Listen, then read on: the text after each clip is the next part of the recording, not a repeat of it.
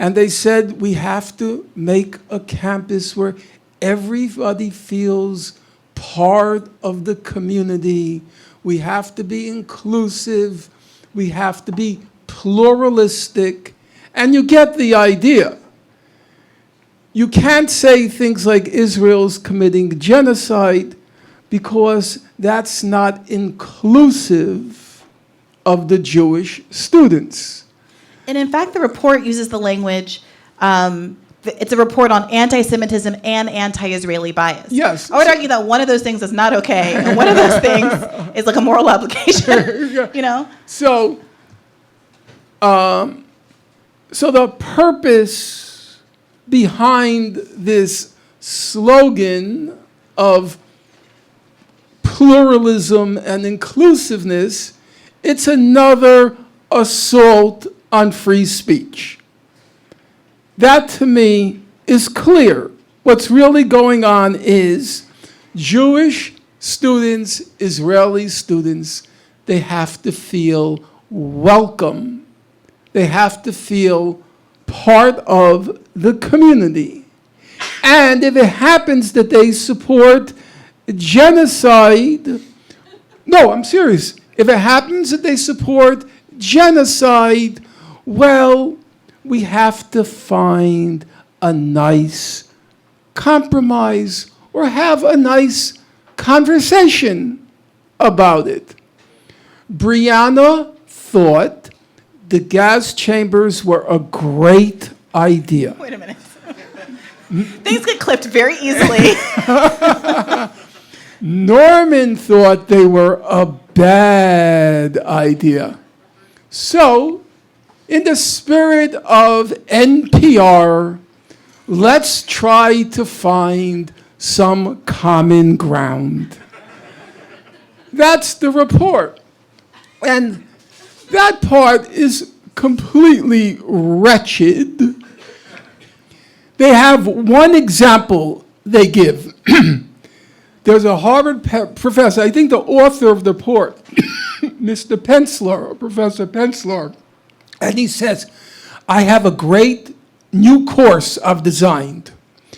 We're going to have a course in which we will have the Jewish fanatical settlers, we're going to read their letters in the 1970s.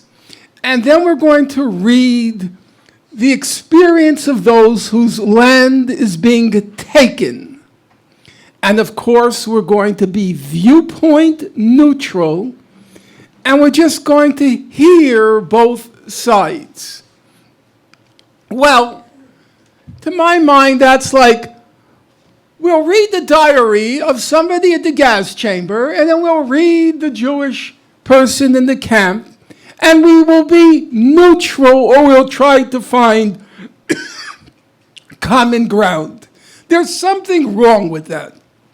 There's something wrong. However, for those of you who have attended my class or classes, which means almost nobody, for those who have attended, I make a very desperate effort, and I'm very firm about it, that we have to hear out everybody.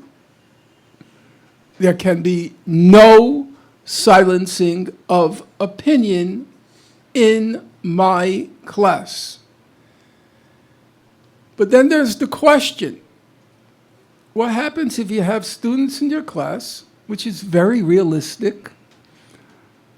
The Harvard Task Force says a large number of the Jewish students now attending Harvard are either Israeli Jewish or they have relatives in Israel. It seems like the indigenous Jewish component has diminished, and it's now a large part Israeli Jewish attending Harvard. Am I supposed to be neutral if this quite, not just possibly, quite probably, child killer is in my class? Am I supposed to be neutral about that fact.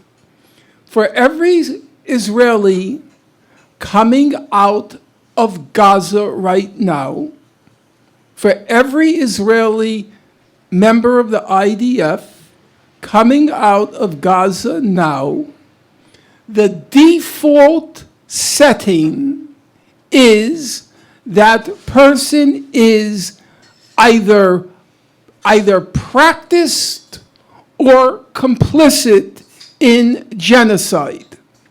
That is the default setting. He or she is either a murderer or, say, participating in the denial of food, fuel, water, and electricity in Gaza. That person, the default setting. I am sorry for those who believe in the principle of innocent until proven guilty in all circumstances. As a general principle, it's valid.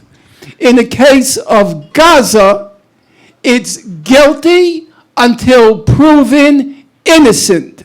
And it will be the rare person who will be proven innocent if he or she served in Gaza since October 7th.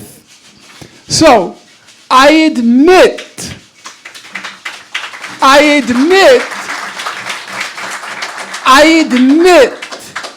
it's a moral dilemma. Should I, as hard as I try, and I come down, let's say, this past semester, there was a student who was defending the right of a country to kill prisoners of war, because after all, war is about killing the enemy. That's what the war is about. And he says, why should we keep the prisoners alive? They're a drain on resources. Why shouldn't you have the right to kill them? And then another student from the other side of the room shouted out, "You sound like a Zionist." I said, "You want me to lose my job?" No. I said, well, I did say that, but that was a joke. I said, no, that's not an answer. That's a reasonable argument.